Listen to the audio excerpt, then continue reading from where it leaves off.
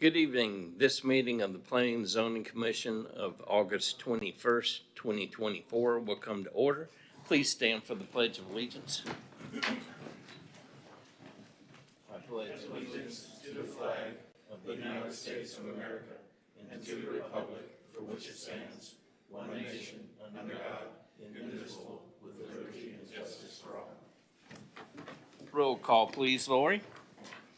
Chairman Richardson, Here. Vice Chairman Aton, Secretary Grant, Here. Member Childs, Here. Member Garrard, Here. Member Faison, Here. Member Moscoso, here, Alternate Member Findler, Here. Alternate Member Rogers, Here. School Board Member McLaughlin. Okay, we do have a quorum. Next is the approval of the minutes of August 7th, 2024. Has everybody taken a look at the minutes? Is it a motion? Any additions or deletions from the minutes? Mr. Faison? I move that we approve the minutes from August 7th, 2024. And are you seconded? Yes. Okay, a motion has been made and second. Any discussion? All in favor, please say aye. Aye. Opposed? I meant favor, not flavor. Quasi-judicial confirmation procedures. Chelsea? Yes, good evening. The notice on today's agenda provides that all persons who anticipate speaking on any public hearing item must fill out an oath card to be heard on that agenda item and sign the oath contained thereon. These cards are located on the table near the entrance to the council chamber or may be obtained from the recording secretary. This meeting will be conducted in accordance to the procedures adopted in Resolution Number 24-1997. Those speaking in favor of a request will be heard first. Those opposed will be heard second. And those who wish to make a public comment on the item will speak third. The applicant may make a brief rebuttal if necessary. A representative for either side, for or against, may cross-examine a witness. Anyone who speaks is considered a witness. If you have photographs, sketches, or documents that you desire for the commission to consider, they must be submitted into evidence and will be retained by the city. Please submit such exhibits to the recording secretary. Thank you. There is no old business. New business, item A. Eddie. Thank you, Chairman, and good evening, Commissioners. Before we begin, I wanted to introduce our new planning staff. She's not new, really, because she's been here with us for about 8 months now. This is Tabitha Armstrong, and she's our planner. If you call the Planner of the Day hotline, you're more than likely going to get Tabitha's line, so she's very helpful and happy to be here, I'm sure. So you've been hiding her. I'm right at the front counter, so not too hidden. Go ahead. Thank you. Thank you, Commissioners. So for rezoning 1-2024 at 2300 Columbia Boulevard, the applicant Larry Rhodes, on behalf of the property owner 2300 Holdings LLC, is requesting to rezone approximately 3.69 acre property located at 2300 Columbia Boulevard. The request is to rezone the property from Regional Commercial Zoning District to the Community Commercial Zoning designation for property currently designated as commercial high intensity on the city's future land use map. The requested CC zoning district has locational criteria requiring that it be located along a collector or higher classification roadway per section 28-314, Community Commercial. The property is located along Columbia Boulevard, which is identified as an arterial roadway in the city's Transportation Technical Manual, section 9.3 roadway classification map of the city of Titusville. The intent of the request is to establish a building trades and services use at the property. The property was previously rezoned in 2018 from the Community Commercial Zoning District to the Regional Commercial Zoning designation with a comprehensive plan future land use designation of commercial high intensity. So they'll be taking it, requesting to take it back to that community commercial. Any questions of the staff? Mr. Garrard. Just two questions. I was familiar with this site as I thought it was a fence kind of installation Yes, sir. and storage thing. Yeah, it Was that the change in the 2018 to bring that business to that site? yes, sir. Thank you. Any other questions? Member Moscoso. When a change like that happens, so that the rezone was at the applicant's request? Okay, Both of them, yes. all right, thank you. Mr. Rogers. A couple things. Hey, can you remind me what exactly community commercial does? I mean, there's a decrease in intensity, it says, in this. I'm sorry, I should be speaking to you, Tabitha. That's okay. My apologies. I'm just so used to speaking to Eddie.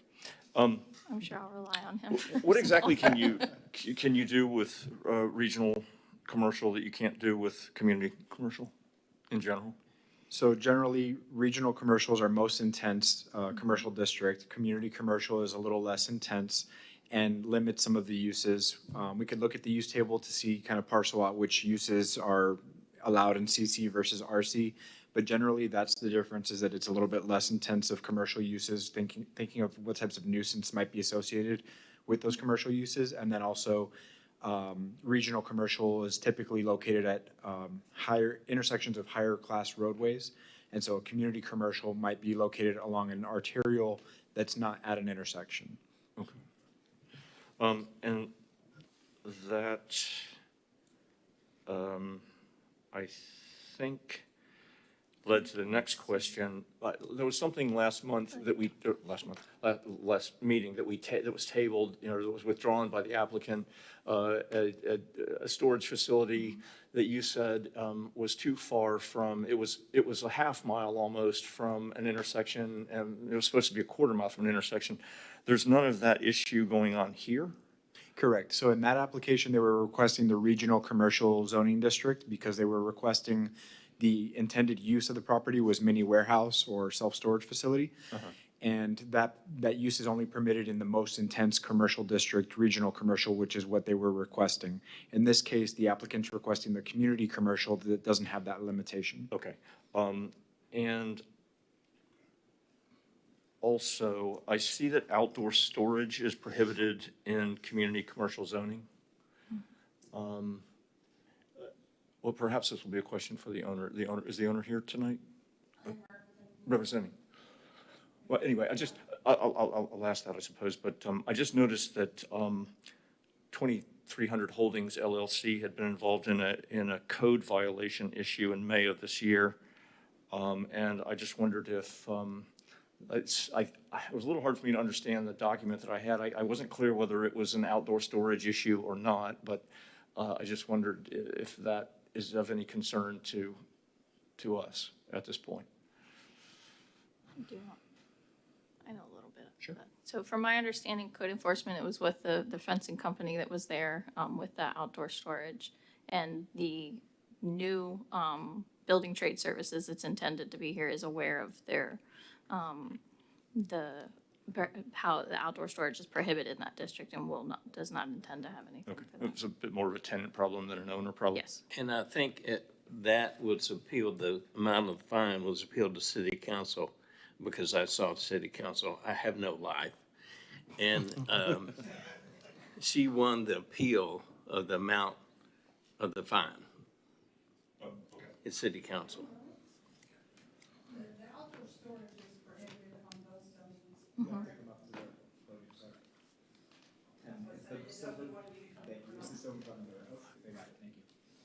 Please I'm state Carla Nettles, representing 2300 Holdings. I believe both zonings prohibit the storage issue, so we've addressed that, and we already know that, and the new tenant coming in is aware of that, so so we should be good there. So that's not expected to become an issue again? No, Right. And is there, just since you're up here, it said something about a 6-foot screen on the property. Is there now a 6-foot screen on the property? Or that maybe possibly there would be a requirement for a 6-foot screen on the property? I believe it says that in order to have storage, there has to be. Oh, but you're not A supposed to 6 have storage or something. Okay, You can before have we storage, get but any it's- more questions of her, I need to open public hearing, but Yeah. I've got to ask Member Faison, he had a question of the staff. How you guys doing? Again, so back to what Member Rogers was saying, I just want to bring to the attention of page 13, line 46, number 7. is here that the substantial reasons why the property cannot be used in its existing zoning is already stated. It's why they need to go from RC to CC.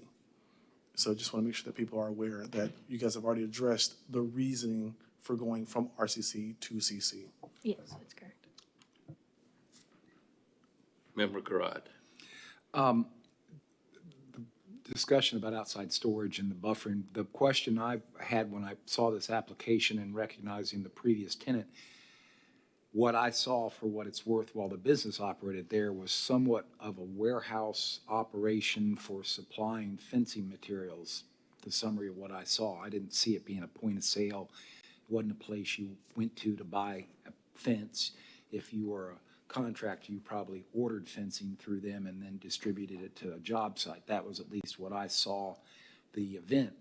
And having a zoning change, when you have a change in use that's somewhat for that business versus the business that you want to have a building trades, it's almost as if you're having to change zoning for each tenant. And sometimes I question whether reflection on those matters that are so similar or perhaps should be considered similar that would result in maybe a review of the zoning text to see whether we can maybe put that use in both zoning districts so you don't have to force a change in zoning each time you have a tenant. That, I think, is difficult, certainly when the regional commercial's kind of an acceptable level that can almost bring a light industrial type of use to it, which leads to a problem if it's not countered by some restrictions. So that was the one comment I had in seeing the application, was kind of a tennis ball match back and forth just to get a tenant change. So it would at least be my consideration to be something to look at, and maybe if ever presented, would maybe make it less cumbersome on the owner to go through the onerous event. And not that we don't enjoy your company, but the onerous event of getting a rezoning. That would be very beneficial. Any other questions of the staff? Okay, then I'll open the public hearing. You want to present your reasons for doing this? We pretty much covered it, just that the new tenant coming in didn't fall under the zoning requirement, and so we had to change it. Any And that was pretty questions? much the only reason. The applicant's representative, Mr. Rogers. The new tenant coming in, it said it's going to be kind of what is the business, or what is the use? It's a construction company. Okay, so they will be keeping materials and vehicles there and then coming and going from there, basically? Yes, but it won't be to when the last tenant was in there, that wasn't the expectation of what he did.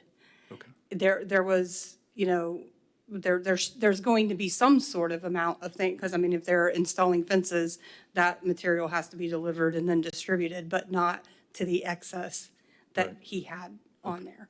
And the new company coming in won't have that type of a situation. Thank you. Lori, do we have any cards? I have no cards. Okay. Can I just ask the applicant to complete a card? Yes, I will. Thank you. Okay, we'll close the public hearing, and it comes back before the commission. Do you have any other questions, or anyone care to make a motion?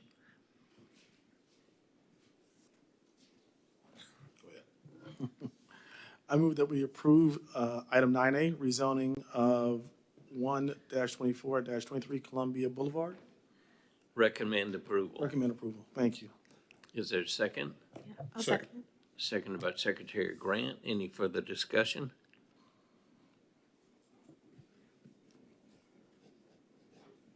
Roll call vote. Member Garad, Yes? Member Childs, Yes. Member Moscoso, Yes. Secretary Grant, Yes. Member Rogers, Yes. Member Faison, Yes. Chairman Richardson. Yes. Okay, and that will be heard before the city council when?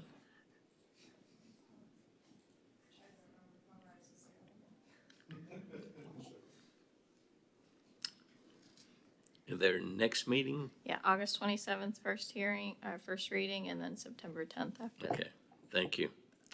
Okay, next item is the powers and duties ordinance. Thank you, Chairman. Chelsea, Item I 9B. guess I give this to you, or is Eddie?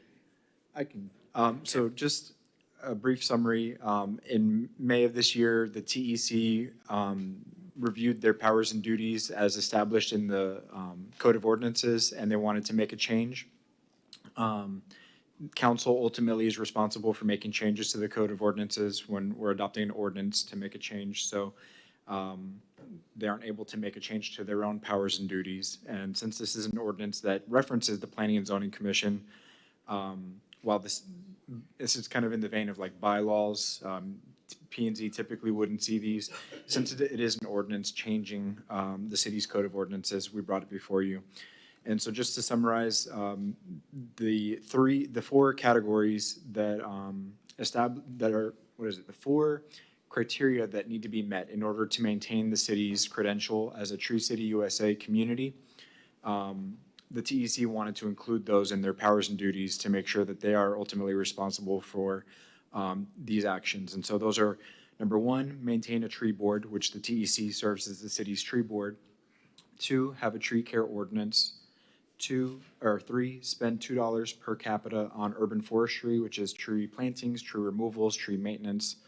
And then 4, celebrate Arbor Day, so being responsible for some form of Arbor Day celebration on behalf of the city. And so we've presented the changes as TEC approved them, and we're looking for your recommendation to move it on to council. Thank you. Understand by striking the second one on page 33, to review and make recommendations to us has been stricken. TEC is fully aware of that because we frequently want TEC to review some things. Good question, or good point.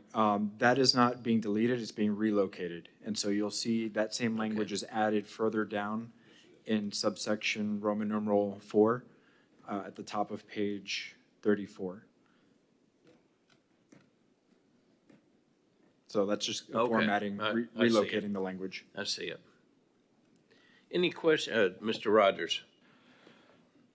Yeah, I got into, I called the head of the, Laura Lee Thompson, head of the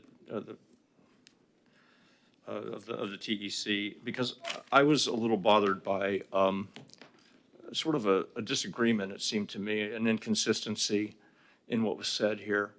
On page 33, this section 31, 121, powers and duties, you have A, goals and objectives. And so you have a paragraph, actually it's a really long sentence, explaining the goals and objectives. And then there's a paragraph after that that says, the commission may study any subject, that is any subject, of environmental/water resources interest or concern and report its finding and recommendations to the city council, city staff, Titusville Planning and Zoning Commission, or any other duly authorized city committee.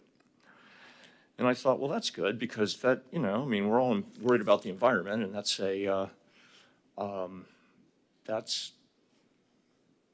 I like them to have that freedom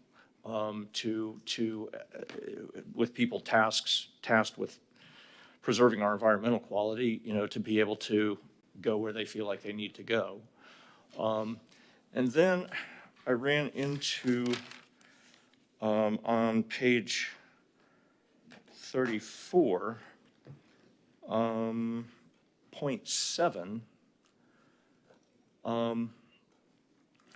it says, the city council reserves the right to determine the projects or issues to be reviewed by the Titusville Environmental/Water Resources Commission. And that seems to be in conflict with what was said before. Furthermore, section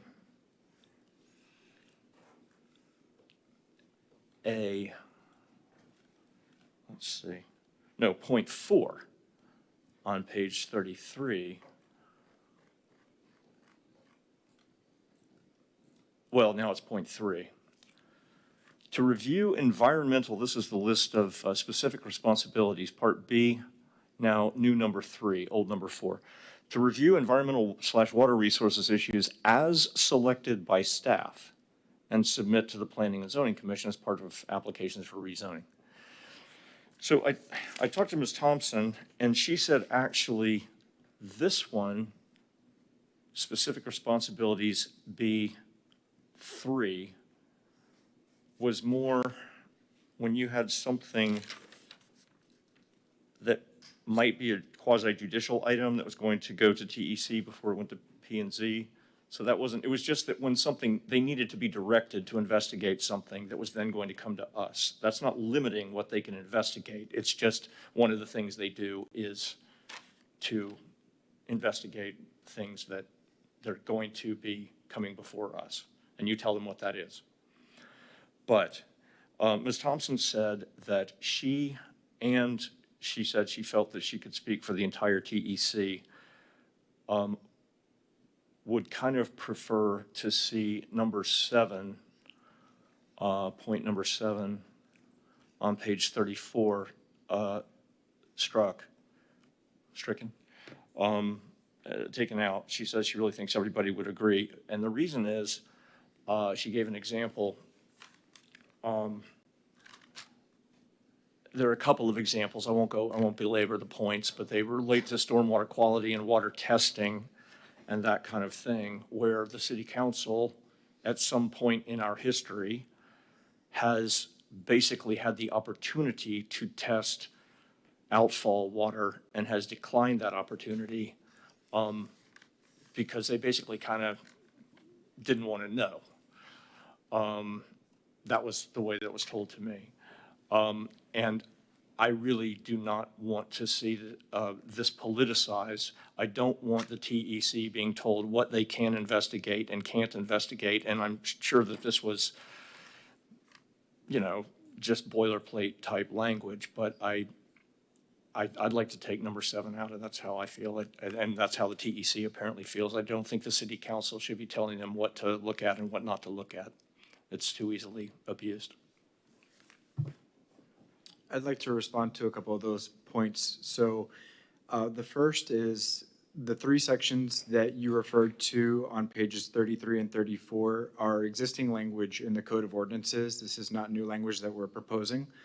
The sections that you see underlined is where the added language is being incorporated. And so those sections are existing language in our code. The second is what's presented to you tonight is what was adopted or what was recommended by TEC with their vote. And so I would be careful to take the advice or comments from one particular member and say that they are representative of the entire board. Because while that could be the case, what's presented before you tonight is what was voted on and what was suggested to be recommended to City Council. And then third, just a reminder that TEC serves as a recommending body for City Council. And so ultimately it's City Council that the TEC works for. And so if the TEC were interested in pursuing a particular policy and City Council was not interested for whatever reason in pursuing that policy, ultimately they are appointed by council and they take action in support of council's duties.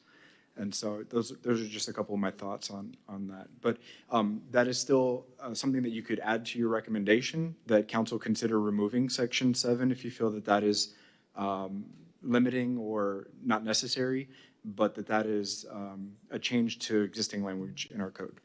And Eddie, what was the vote? Was it a unanimous vote or? I could look in the minutes if you give me a few minutes.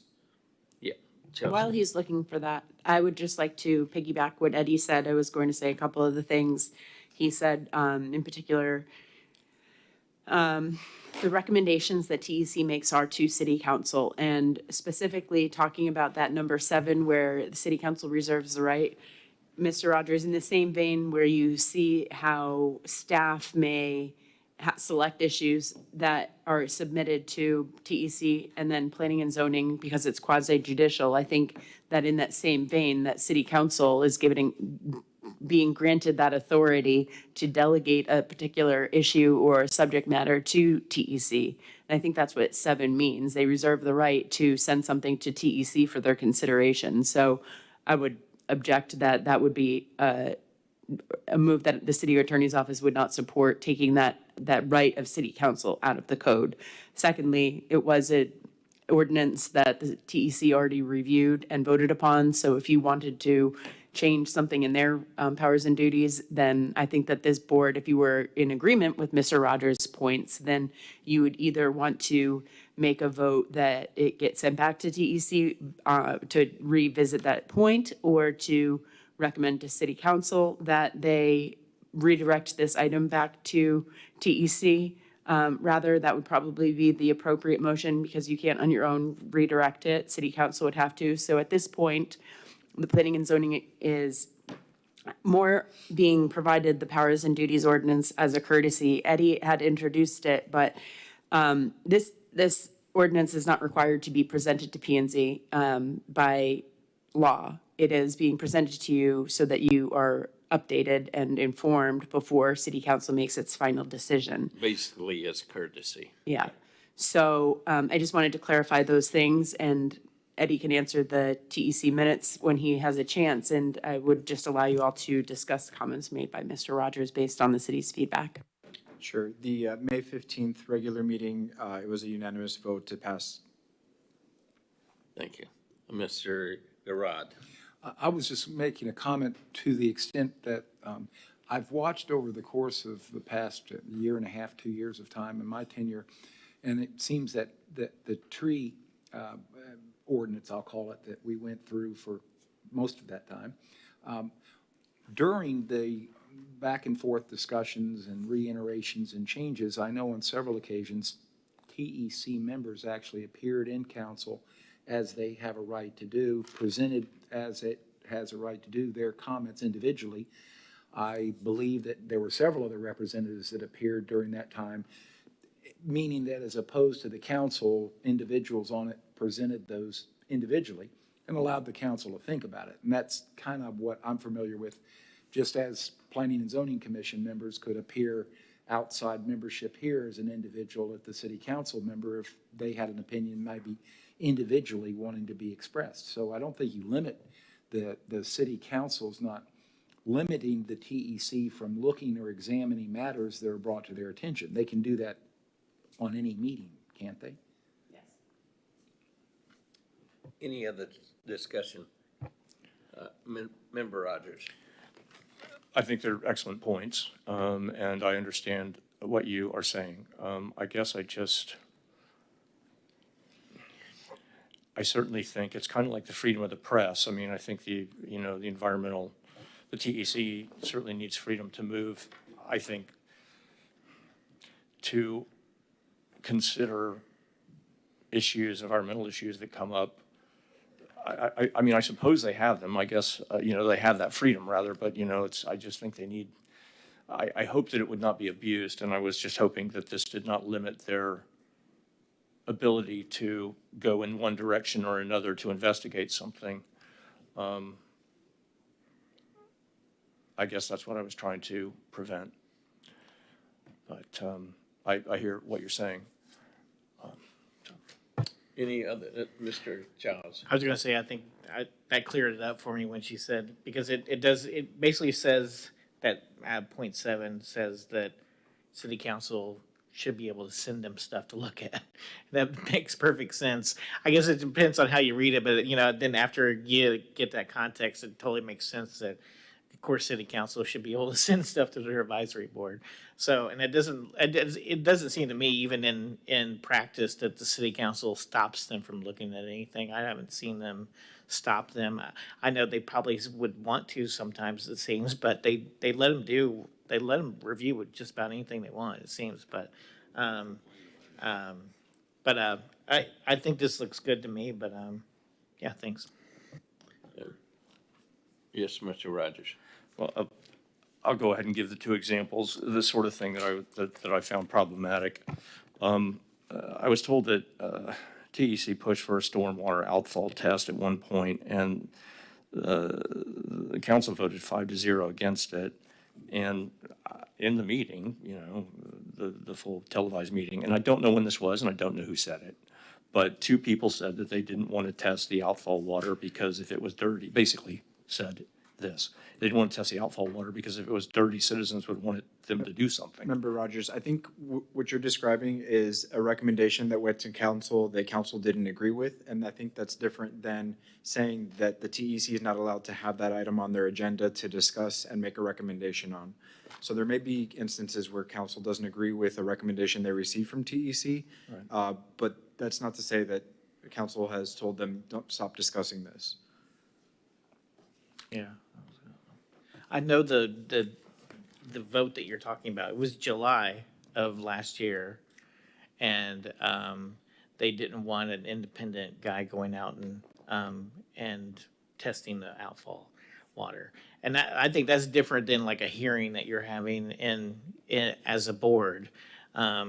So I definitely don't think like advisory board should be able to say, yeah, staff go out and test this or go out and measure the rooftop and stuff. I think that's what they were recommending an action for the city to approve of someone going out, and the objections of it, which I mean, I disagree with how it was, I wish it was approved, but they were worried about the insurance from the guy going out and testing stuff and possible litigation for the city for that.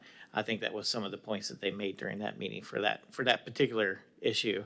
But I mean, I think that they're able to make the recommendation. City council didn't say, stop, we don't want this recommendation. So I think if they're going to take action, that's totally different for advisory board to be taking action on something like that. Instead of, I've never seen them being stopped from doing a hearing on anything or talking about anything, so. Okay, well, again, that's a valid point. Thank you. Okay, if there's no more discussion, I'll open the public hearing. Do we have any cards, Lori? I have no cards. Okay. Close the public hearing and come back to the commission. Do you have any more questions of the staff? If not, anyone care to make a motion? How about you?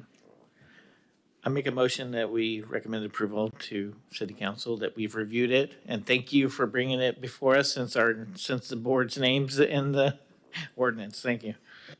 Secretary Grant, Second. any other discussion? I believe it's approval recommendation, excuse me, recommend approval as written. I believe is what it is. Sure, I'll amend it to that. Okay, Yeah, I'm in that motion. yeah. The second, okay. Any other discussion? Roll call, please, Lori. Secretary Grant, Yes. Member Rogers, May I abstain? No. No. Member Faison, Yes. Member Childs, Yes. Member Garad, Yes? Member Moscoso, Yes. Chairman Richardson. Yes. Mr. Rogers, can you state your basis for the denial vote?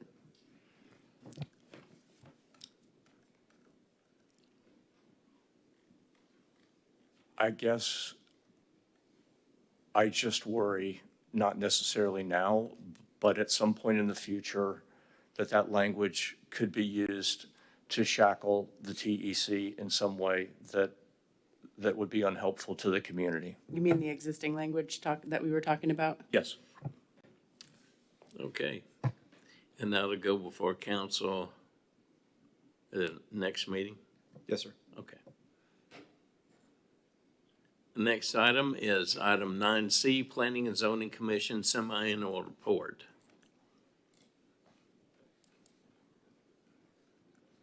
Staff has no summary, but we will want to ask you if any one of the members are planning to present the report to council or if you want to submit the report as written. Well, I'll just say that I would prefer to submit it as written, but does any other commissioner want to stand before council? I see none, so I assume as written. Any additions or corrections to make to the semi-annual report? Well written. Okay, I'll open the public hearing. Anyone want to speak on this subject? No cards. Okay. We'll close the public hearing. Anyone care to make a motion? Mr. Grodd, I make a motion to recommend the report to City Council as written. is there a second? I'll second. Second by Member Moscoso. Any discussion? Roll call vote. Member Faison? Yes. Member Moscoso? Yes. Member Garad? Yes. Member Rogers? Yes. Member Childs? Yes. Secretary Grant? Yes. Chairman Richardson? Yes. Okay. Next item is item 9D, proposed amendment to the P and Z bylaws. This deals with the, our discussion last week, or the week before, that we add another petitions and requests from the public present. Chelsea, does this mirror the TEC, what the TEC did? What this mirrors is the city council rules of the city council as they apply to the public participation. I do not know if the TEC rules are mirror image of city council, but that's what we did based on the P and Z vote at the last meeting. Any discussion? I would like to make another point before Yeah. you enter discussion. I reviewed the draft before it was published, and I made an executive decision that I would like you all to take note of, which you may vote either for or against in the final version. You see that there's a strike through the term consent agenda, which is number 6. And the reason I propose that is because I do not believe that there is ever any occasion that this P and Z has a consent agenda. Since the nature of a consent agenda is more attuned to what city council does. You do not have to remove it from your bylaws. You can keep it there. You can keep it on the agenda. You can discuss it. But that was an action that I took, and so I wanted to explain that before you make your vote. And I agree with you because I think on the 6 years I've been on the commission this time and the previous 6 or 7 years I was on the council back in the 80s, I've never seen consent agenda. It's been on the agenda, but there's never been a consent agenda. So I agree with Chelsea completely. Any other questions of the staff? Any cards, Lori? No cards. I Okay, did have a question. yeah.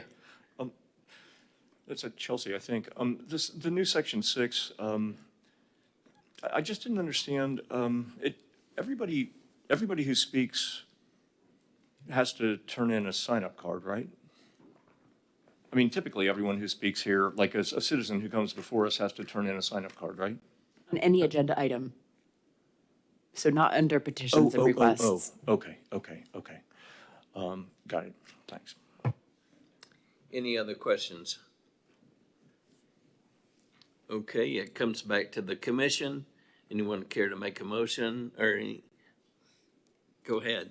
I defer to you because I think you made the motion last time I appreciate that. and I voted against it. I'm going to vote for it this time. All right, thank you. I'd like to make a motion to propose that the Planning and Zoning Commission follow City Council's agenda in accordance to Section 2-26 of their bylaws. And recommend to council they approve it. Yes. Can you include that you recommend approval of the bylaws as presented? Okay, yes, and recommend approval of the bylaws as presented. Thank you. Is there a second to the motion? Second. Any discussion? Roll call, please. Member Moscoso? Yes. Member Garad? Yes. Secretary Grant? Yes. Member Childs? Yes. Member Faison? Yes. Member Rogers? Yes. Chairman Richardson? Yes. We have a unanimous vote. Chairman, could I just ask Chelsea real quick, on page 41, at the end of summary explanation, we have that the Planning and Zoning Commission will have the ability to vote on the proposed amendment at September 4 regular P and Z meeting. Is that still accurate, or is this vote sufficient to forward on the changes to council? And I know I'm throwing you a curveball, so sorry about that. I just didn't want, since it's in the agenda packet, I didn't want anyone else who may have That seen that makes to think sense. that,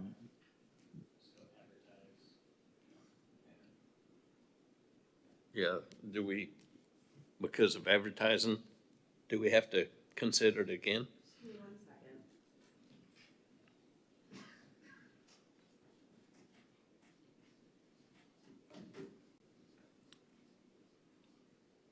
and when I was looking for something, Chelsea was able to distract you with something else. I don't have any magic tricks or. Stump the lawyer.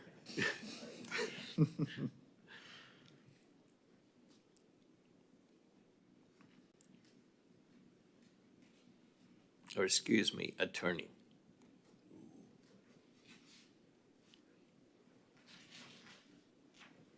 Megan, Ms. Moscoso. Eddie, I do have a question for you, and this is not related, so if it's not appropriate for me to ask. I noticed on the development that's going on Park Avenue, right next to Park Avenue Church, there were 2 heritage trees in the front that were preserved. And what they did with one of them is they parked heavy equipment on top of it, and it ended up killing the root system, and that tree is no longer there. So I was just curious, what happens with that? Do we just count it a loss, or does the developer have to go in and pay a fine for that, or what's the process after? Good question. So I'm not sure about that particular site and that particular tree. It may have been that it was scheduled to be part of the clearing and that it had remained for whatever reason. Crazy things happened with development.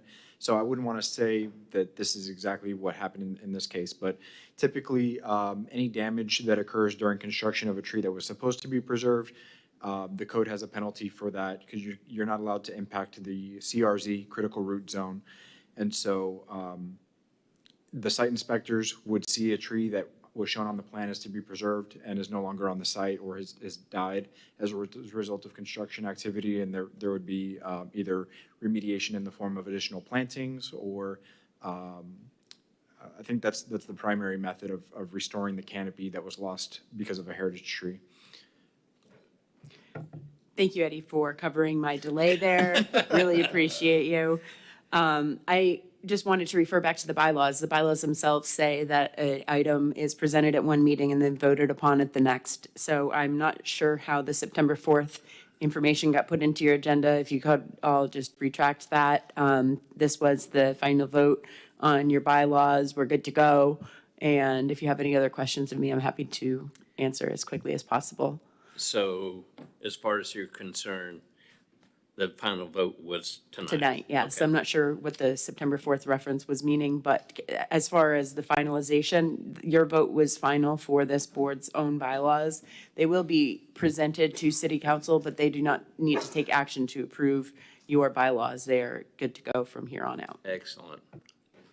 Next item is petitions and requests from the public present. You've been sitting here all meeting. Dr.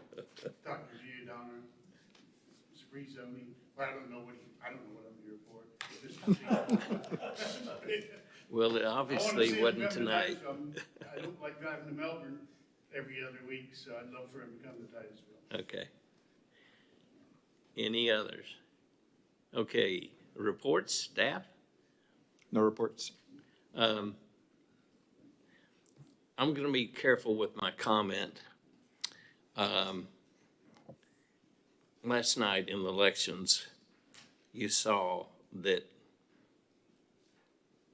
we'll have at least 2 new people in city council and possibly 3.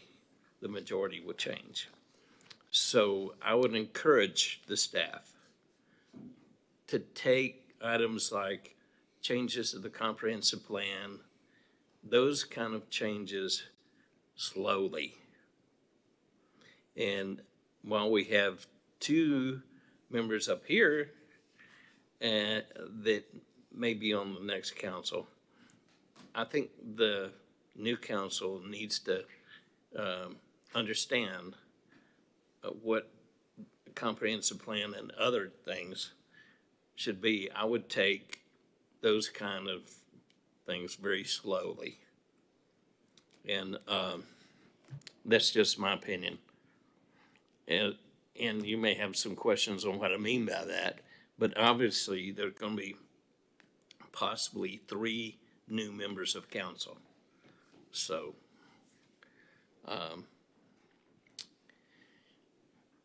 they need to be educated on what the comp plan is and all that, even though one of my right and one of my left will say they know all about it. Okay, city attorney. I want to piggyback on Chairman Richardson's comments with the election yesterday and take a moment to publicly congratulate my friend Kristen Smith Rodriguez, who Titusville's own has earned the position of Circuit Court Judge. She is currently our Board of Adjustments chairperson, and unfortunately, due to a dual office holding prohibition, as of January 1st, she will not be able to continue serving in that position. So if you know anyone who you think would be a good fit for the Board of Adjustment and Appeals, there will be an upcoming vacancy. Yes, and I assume then Al Taylor will take over again as chairman. Okay, that's all your report. I have no report except several of you followed the directions and wore shorts tonight. I didn't get the memo, I swear. There was no memo. I made a comment at the last meeting. Should have had a memo. And any members have any report? Okay. You know, just real quickly, just because we live here in Florida, the Sunshine State, I'd like to bring to everybody's knowledge that today's national day is National Senior Citizens Day. Oh, it applies to at least 5 of us. That's why it hurts so bad. Anything else from the staff? This meeting is adjourned at 6:50. That's sooner than that said, Lori. Some kind of a record.